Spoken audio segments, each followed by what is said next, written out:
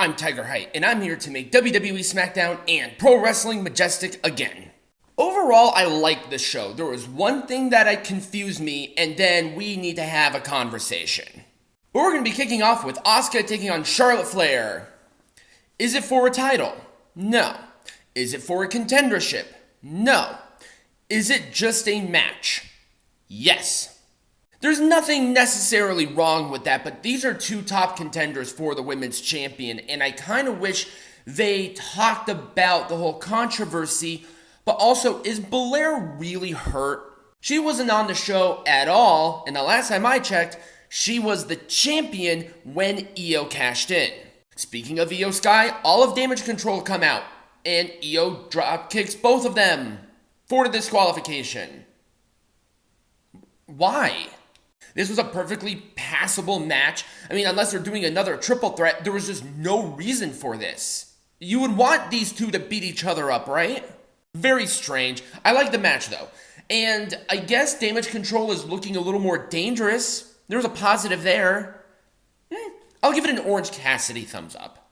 Up next is AJ Styles taking on Karrion Kross, and they were really promoting this as the final match between these two. I don't think this is the final match between these two, to be honest with you. It was a good match. I really liked the back and forth. The crowd was getting into it, and AJ won with Styles Clash. I think Karrion Kross didn't look weak in defeat, but I just don't think this is going to be the final interaction between these two. Do I hate it? No. Is it going anywhere? No.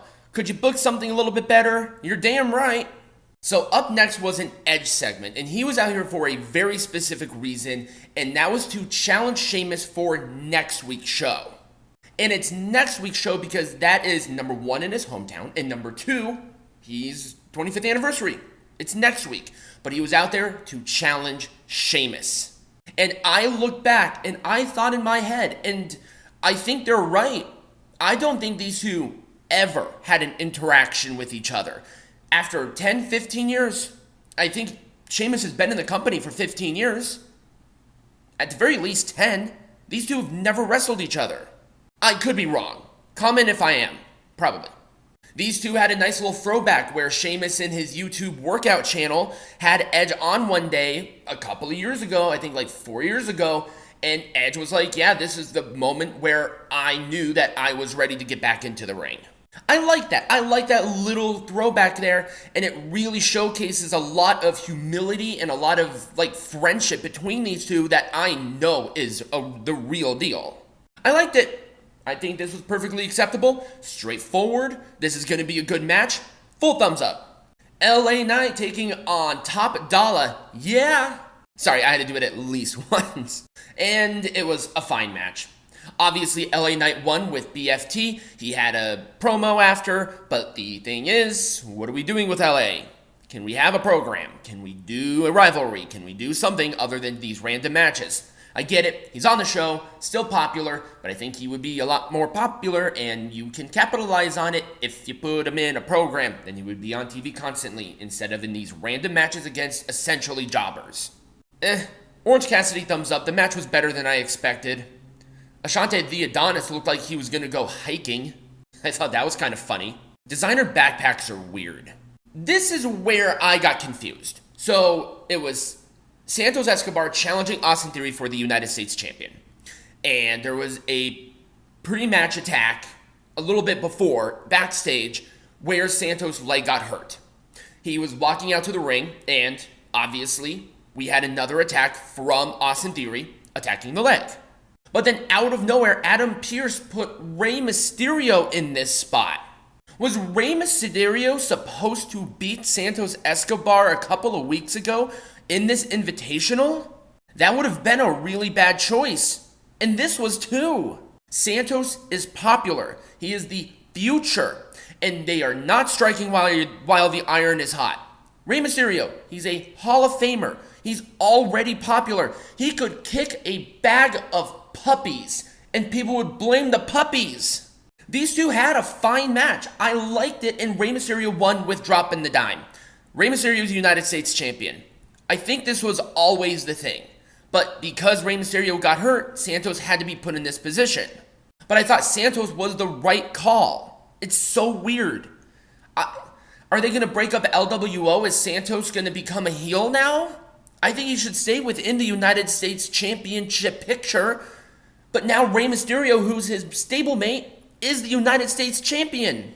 I'm so confused. It was wrestled well. It was sold well. In theory, he's probably going to stay in this picture for a while. I don't mind that. But can we have some continuity? They should have done it with Santos. Santos should be United States Champion right now. And I like Rey Mysterio. But it should be Santos.